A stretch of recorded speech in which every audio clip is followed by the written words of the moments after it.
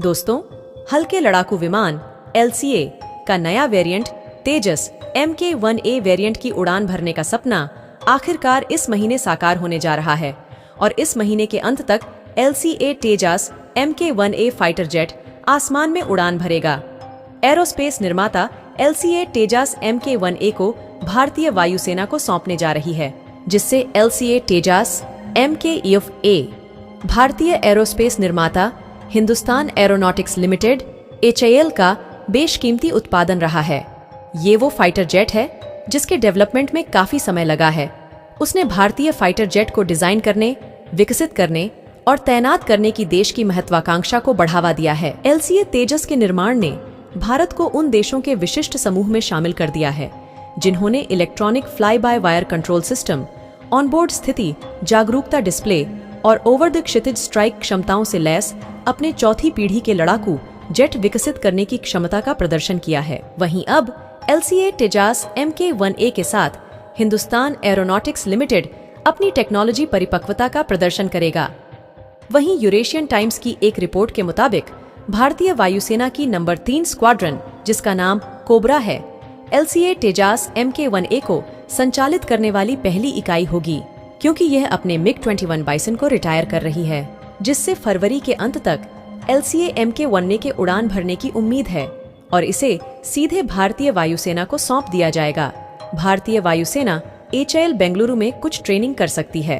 वहीं LCA तेजस Mk-1A variant में इसके पहले के वेरिएंट LCA Mk-1 के मुकाबले 40 से ज्यादा सुधार किए गए हैं। मार्क 19 के नए वेरिएंट में हवा से हवा में ईंधन भरने, दृश्य सीमा से परे या BVR क्षमताओं और दुश्मन के राडार को जाम करने की क्षमता जैसे सुधार किए गए हैं, जिससे इंडियन एयरफोर्स ने 2021 में तियावी LCA Mk-1A विमानों के लिए ऑर्डर दिया था और सरकार ने सेंटानियन LCA Mk-1A के अतिरिक्त ऑर्डर के लिए भी रास्ता साफ कर दिया है।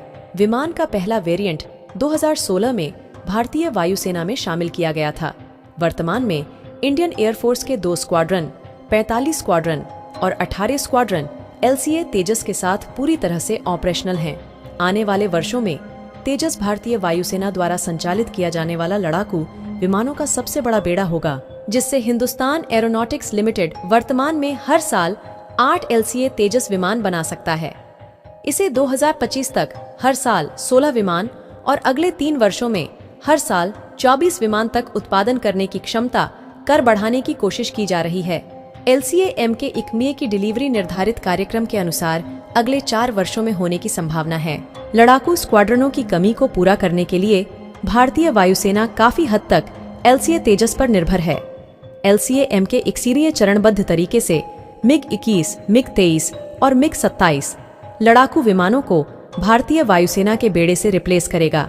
इंडियन एयरफोर्स ने अपने MiG-29 को, उसके बाद मिराज और फिर जगुआर को भी आने वाले समय में रिटायर करने की योजना बनाई है। स्वदेशी LCA तेजस आने वाले दशक में भारतीय वायुसेना की ताकत का बड़ा हिस्सा बनेगा।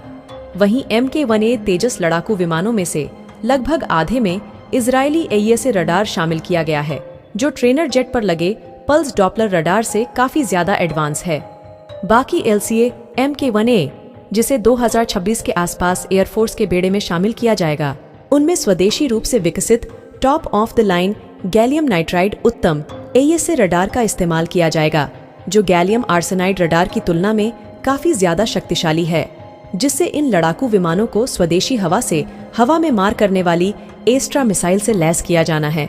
हवा से हवा में मार करने वाली एस्ट्रा मिसाइल दुनिया की सबसे अत्याधुनिक मिसाइलों में से एक है।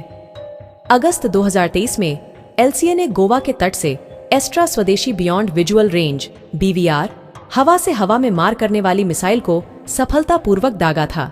वहीं भारत सरकार ने इसके अलावा LCA Mk-2 के निर्माण के लिए भी मंजूरी दे दिया है और इसके लिए 1.1 अरब डॉलर का बजट दिया गया है, जिसमें अमेरिकी हथियार कंपनी GE का इंजन लगाया जाएगा, जिसका निर्माण भारत में किया जाएगा। वहीं आपको बता दूं कि LCA तेजस का निर्माण से प्रधानमंत्री नरेंद्र मोदी ने भारत की पूर्व प्रधानमंत्री इंदिरा गांधी के उस सपने को पूरा होना है जिसे उन्होंने कई दशक पहले देखा था। 1984 में प्रधानमंत्री इंदिरा गांधी के नेतृत्व में स्वदेशी फाइटर जेट विकसित करने का कार्यक्रम शुरू हुआ था और पहले प्रोटोटाइप को अपनी पहली उड़ान भरने में 17 साल और लग गए और भारतीय वायुसेना को लड़ाकू जेट को शामिल करने में 15 साल और लग गए, जिससे तेजस की अब तक की सबसे बड़ी बाधा यह रही है कि अभी तक इसे किसी युद्ध में टेस्ट नहीं किया गया है और इसने अभी तक किसी भी चुनौती का सामना नहीं किया है। लेकिन यह सब बदल सकता है अगर तेजस को पश्चिम या उत्तर की ओर भारत के अग्रिम हवाई अड्डों में से एक में स्थायी रूप से तैनात किया जाता है, और इसके लिए इसे भारत की 2 अस्थिर सीमाओं पर आसमान में गश्त करने की आवश्यकता होगी, जिससे भारतीय वायुसेना ने पहले से ही मौजूदा 2 LCA स्क्वाड्रनों को पश्चिमी और उत्तरी सीमाओं के साथ आगे के हवाई अड्डों पर भेजना शुरू कर दिया है। और हाल ही में तेजस विमानों को जम्मू और कश्मीर के अवंतीपुर में एक स्क्वाड्रन के साथ उड़ान भरते देखा गया है। लिहाजा अब तेजस को आक्रामक क्षमता के साथ दुश्मनों से लोहा लेने के लिए तैनात किया जाएगा, और इसके साथ ही भारतीय डिफेंस इंडस्ट्री अब उस चरण में प्रवेश कर रही है जहां से भारत आने वाले सालों में भारत में ही तमाम हथियारों के निर्माण का सपना देख सकता है। लेकिन दोस्तों, इस वीडियो पर आपकी क्या राय है, कमेंट में जरूर बताना। और हाँ, इस वीडियो को एक लाइक करके चैनल को सब्सक्राइब जरूर कर लेना।